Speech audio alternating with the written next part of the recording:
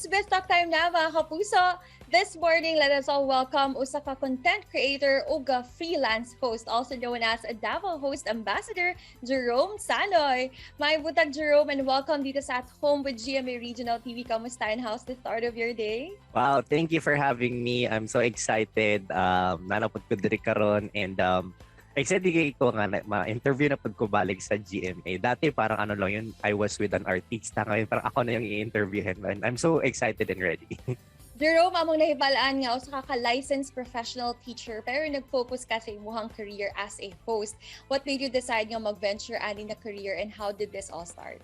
Well, actually, after I graduated sa USEP, I took my licensure exam. Nakapasa ako.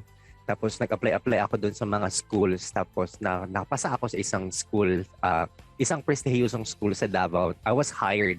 And then suddenly sabi nung secretary, "Sir, tawag ka po ng dean sa baba kasi ganito ganyan." Tapos doon pala, hindi pala ako hired.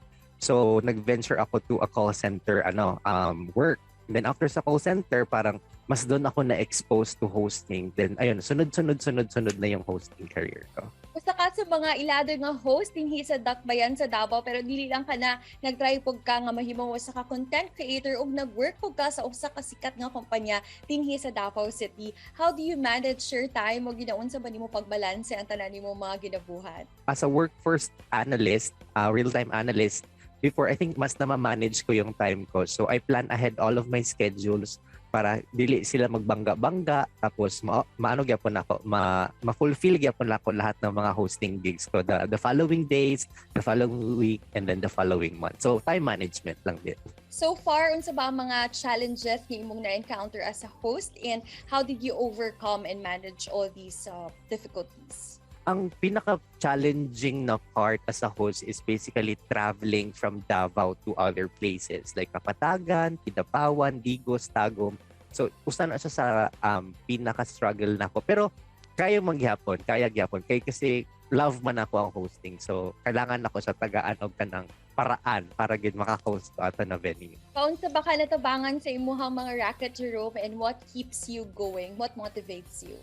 So what keeps me going is that the passion nga ako ang gusto gyud. Kaya gusto gyud ako mag-host og ng mga big events. As much as possible, ako yung ginatarong ako mga hosting para kung makakita ang client, ma-endorse ko nila sa lain, ma-recommend ko nila. So that keeps me going, akong passion.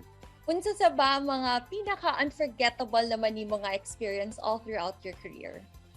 Basically, ang pinaka-biggest opportunity gid na ako was like hosting concert sa Davao City. I mean like, ma-meet na ko sila, mag-meet and greet ko ka ng artista sa mall. Mo gina ang pinaka-biggest kay pinsa lang naman ko, di ba, para maging host ato nga event. Pero opportunity-wise, ginagrab din ako opportunity and then I make sure na ang ako ang pag-deliver sa hosting when handling artists is may quality din. For you, unsa ba ang mga dapat na qualities nga kinahanglan i-possess to become an effective host?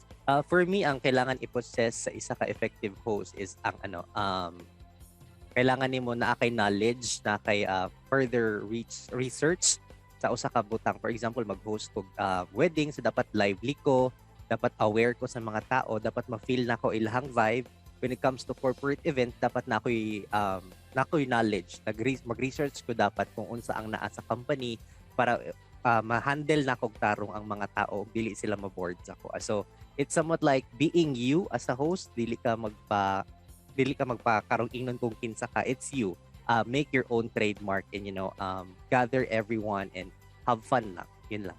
Any message naman sa mga aspiring hosts nato or to someone na gusto pod nga mosulod sa ilahang mga ginatingguhan na career?